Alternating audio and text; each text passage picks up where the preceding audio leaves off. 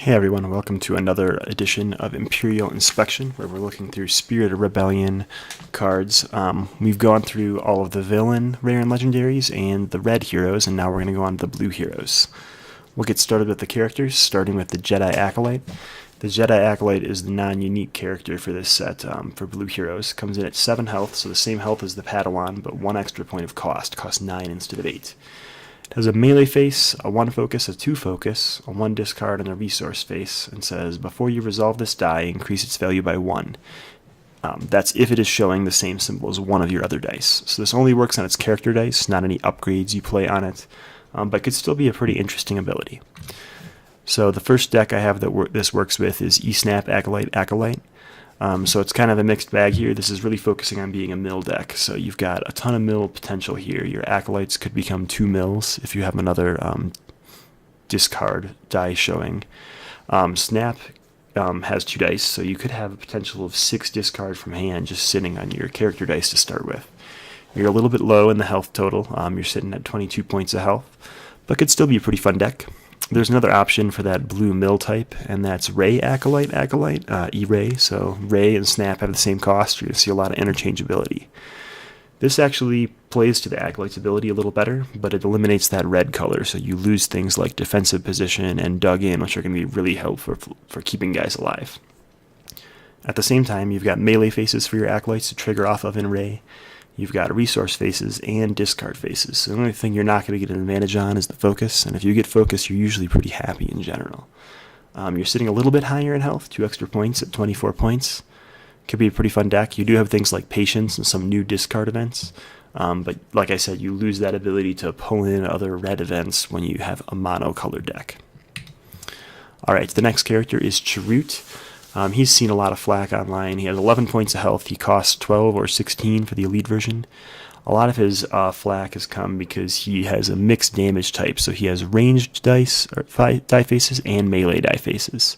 And they're kind of staggered around. So you have a 1 unmodified range, but a 2 unmodified melee, and then the opposite for the modified sides. And you come with a resource. You cannot play blue abilities on this character, so you're not going to be getting Force Throw and Mind Probe on him. But he does say after you activate this character, you may reroll all of your dice showing blanks. So this kind of helps fight Feel Your Anger, which we know is really popular in blue decks. So one deck that he works well in is Mono Blue. I think Mono Blue is going to be pretty big in this next set, and we'll see here that Padawan, Jedi Acolyte, and a regular Chirrut all fit into one team together. You've got a lot of melee synergy here. You're probably not relying on that ranged synergy you see with Chirrut very much. You do have a lot of potential to reroll things with Chirrut and a lot of focus between your Padawans and your Acolytes, so you can probably get off a pretty good amount of damage. And you're sitting pretty high on health, sitting at 25. Could be a pretty fun deck. You're probably not going to be claiming the battlefield a ton with 3 characters, especially with how fast the meta is right now, but still a deck worth trying out. Here's another deck we've called Something Fishy. We've actually opened 2 Chirruts at our pre-release events. We've tried playing around with this deck at the kitchen table, and it's pretty fun. It's only 20 points of health, so a little bit lower than Akbar E. Luke, but here you get to run both characters as their elite versions, so that's nice. And you have some range support from Chirrut to help power all the guns that come from Admiral Akbar's side. You're not going to be able to play those blue abilities because you'll have no targets for them, so that's a little painful. But you do have all those weapon upgrades from these 2 groups to be able to play. I think this is a really fun deck. It might not be a tier 1 deck, but it's definitely one. If you're looking for something oddball to play for a fun tournament, a casual tournament, or a game night, this can be really fun. Alright, next is Luminara. She is a Clone Wars character, I guess prequel trilogy in general. She's 13 or 17 for her elite version, comes in at 10 points of health, has 2 melee faces, a focus, a resource, and a special. So the special says, resolve one of your character dice, increasing its value by 2, or by 3 instead if it's a non-unique character die. So that's an interesting ability, right? It really means you go on around a lot of non-unique characters with her, but only one fits in there with her non-unique, or with her elite version, so that hurts her a little bit as far as building potential goes to build around her ability. The scariest thing about her ability is probably Cunning. Cunning is still pretty popular out there, and if your opponent can start cunning that ability and use it on their dice without having to deal with the point cost of Luminara, that can be a little bit scary.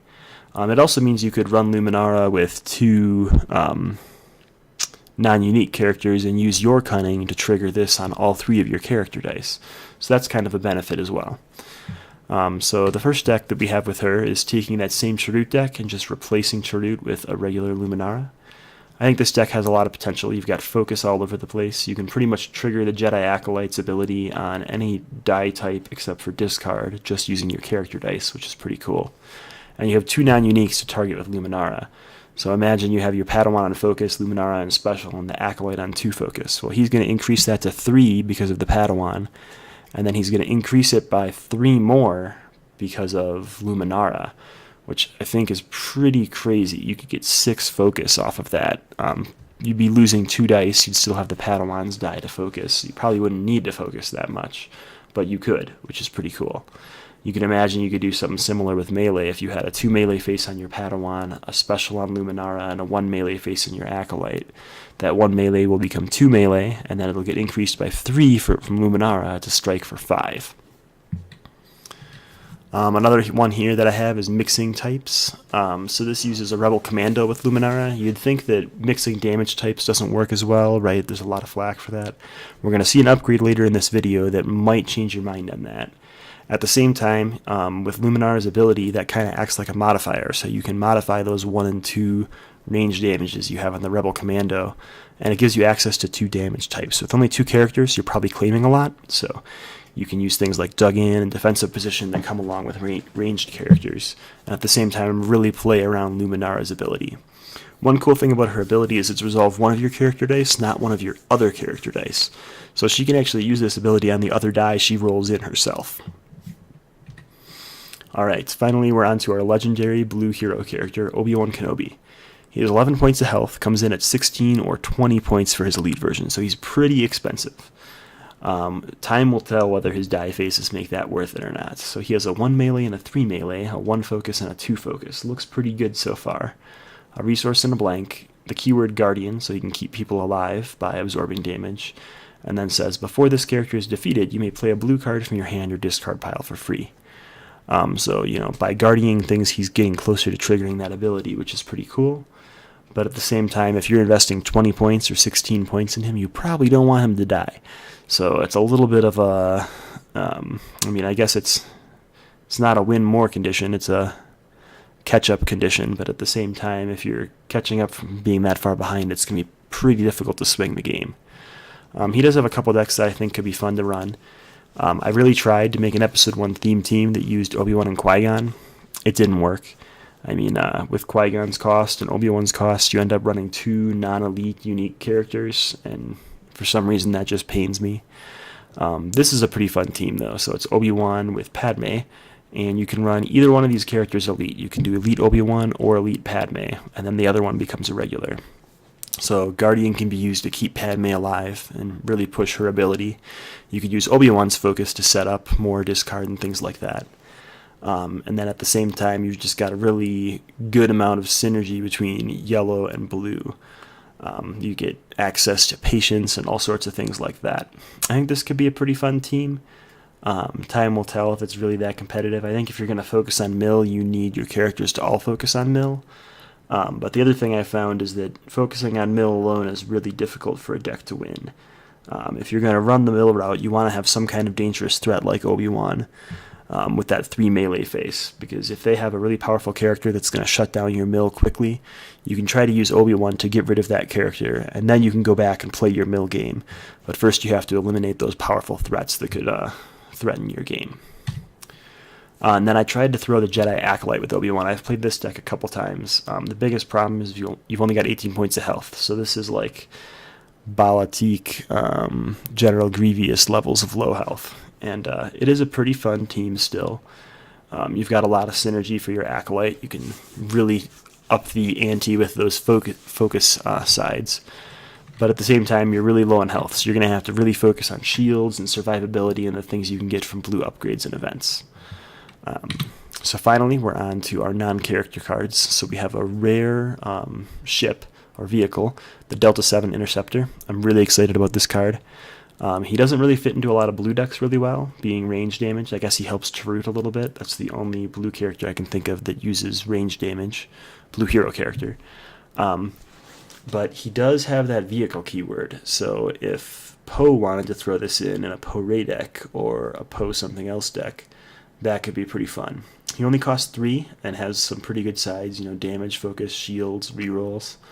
And 3 cost isn't unmanageable. I mean, we play lightsabers and things like that all the time, even without their discounts. I mean, you can imagine if you can roll 1 resource, Poe could throw this in the first turn, deal 2 damage with it, and then he has it every turn from there on out. So, pretty excited to see some cheaper vehicles showing up in this set. Previously, we've had a lot of 4 and 5 cost vehicles, and sometimes it's really difficult to get that high in resources without telegraphing your move, and then they just continually remove Poe's die or they disrupt you. But 3 is pretty reasonable. There's a lot of things you could bluff in your hand and pretend they're 3 cost when they're really the Delta 7 Interceptor.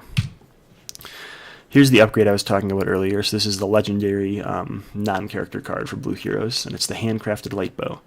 Costs 3, doesn't have redeploy like lightsaber, but has lots of cool stuff. So we have a 2 range side and a 2 melee side. So this goes really great into those mixed damage type decks. You can imagine this would actually help Akbar if he has 2 other guns that have modified range damage. He's got a better chance of getting that unmodified range by having this handcrafted light bow. And at the same time, those top 2 sides, one is ranged and one is melee, but they're unmodified, so you're going to resolve them either way. Comes with a shield, comes with a discard to help some of those mill decks, and you might see a lot of this in those. I think this will be really popular with Padawans when you can play it for 2 as your opening turn move. And then it's got a special, so let's read the special. It says either deal 3 damage to a character or remove all shields from a character and then deal 2 damage to that character. So you'll probably, if they have at least 1 shield, be using that second ability. But if they have 3 shields, that could be a 5-point damage swing, which is really powerful. So pretty excited for this card to see play. I think it's going to change the way that a lot of mixed damage type decks work, to really be able to include blue in some range damage type decks without pretty much just throwing away their melee faces and saying they're just, garbage damage off my characters. Alright, Force Heal. It's an upgrade ability, blue character only. Says, it's got 2 special sides. They say heal 1 damage from a character or spend 1 resource to heal 2 damage from a character. I think this is a pretty good card. I'm pretty excited to see it played. Yes, it doesn't progress your win condition, and in a 30-card deck, and in a game as fast as Destiny is, you want everything in your deck to progress your win condition. But if your win condition is mill, or if your win condition is triggering Akbar over and over again for damage just for fun, you're going to have to keep your characters alive. And this is one good way to do it. I mean, I've seen a lot of people run Field Medic and Dug In because they help your survivability, and I think Force Heal is the same way. Turn after turn, you can heal a point of damage.